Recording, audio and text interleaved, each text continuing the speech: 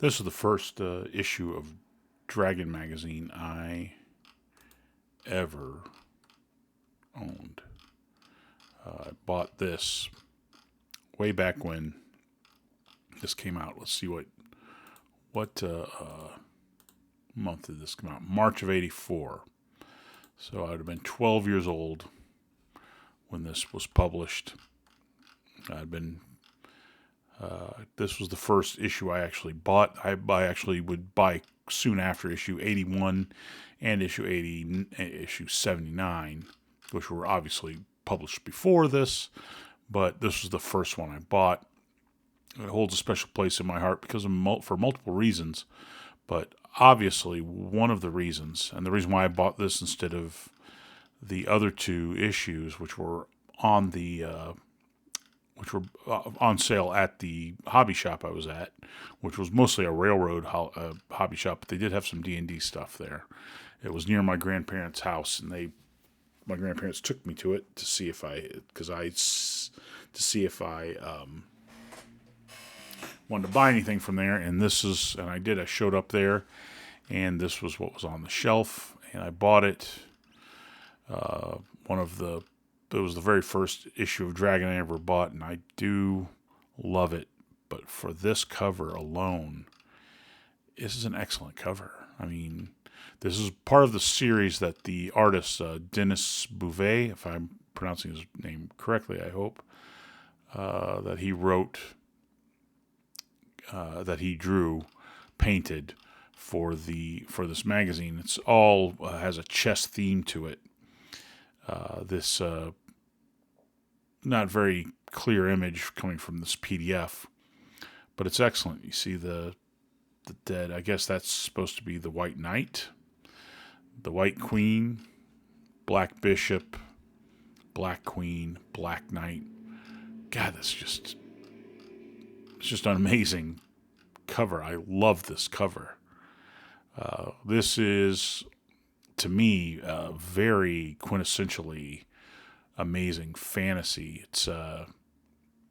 It is to me in many ways one of the greatest of the dragon covers, and there's a lot of good dragon covers. Here there's a lot of good artwork in this particular magazine. Over here you'll see this is another one of my favorite things. This is where I first saw any mention of Iron Crown Enterprises, the Lore Masters, and Roll Master, which eventually would become this is part of my favorite setting of all time. Shadow World would eventually evolve out of this Lore Master series. This is also has an ad over here for the Cities of Harn. Harn being another excellent setting, though very much aiming for a more realistic view of a sort of magical Middle Ages. It has much more emphasis on a sort of reality to it. I very much like it, but it is not a it does not give off the kind of high fantasy vibes that the Realms or Greyhawk or the Wilderlands, or let alone in something like Eberron, gives off. And this is one of the things, the many facets of gems. I've read through this entire thing over and over again, looking through all these gems. I didn't know very much about it. Here's the College of the Sturge, Ed Greenwood. This is the first thing I ever read by Ed Greenwood. He would be a big part of the future of this game. This is the first time I read anything about Dragonlance. I like this pretty well. This is the test. This is the test of the twins, which is where Raceland goes into the Tower of High Magic and has his test to figure out what branch of magic he's in.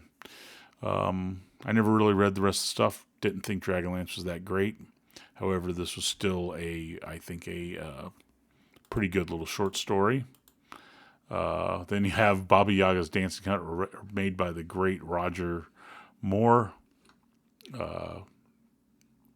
This is a very high level adventure, as is mentioned on the cover, and I have never run it.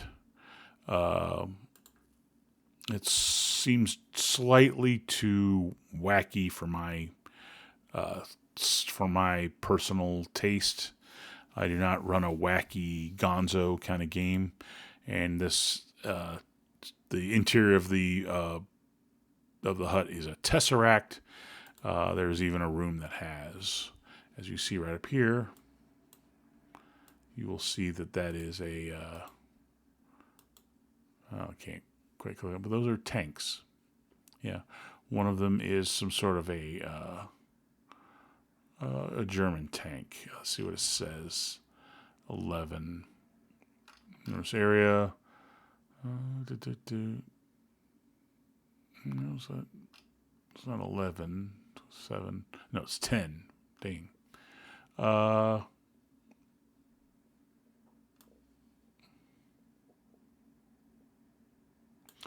Tanks and Dwarven. So the tanks from Second World War. Anyway, just I never have. It was a little too wacky for me. Even as a 12-year-old, I didn't take it. Though Baba Yaga is truly a frightening opponent. There's no question that Baba Yaga herself is a dangerous and frightening creature. This could be a really cool adventure, but a little on the wacky side for me.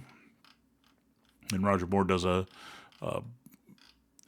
improvement of the first edition's rules on unarmed combat, which was needed, but I never did use that article. I did use some of this because I had Top Secret.